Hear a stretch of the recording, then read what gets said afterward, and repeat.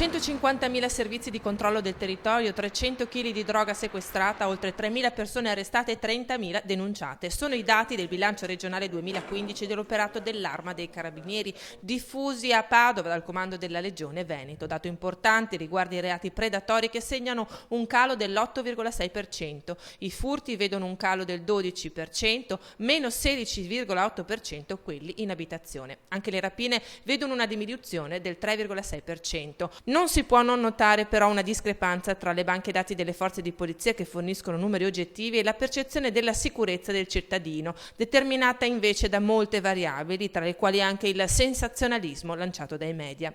Ma per i professionisti della sicurezza contano solo i dati e i numeri e ad oggi l'unico elemento scientifico è quello di un netto calo. Le attività dei Carabinieri del Veneto riguardano anche il terrorismo, del quale si occupa il ROS, che lavora di intelligence sotto traccia e in silenzio, unico modo questo per garantire la sicurezza di tutti.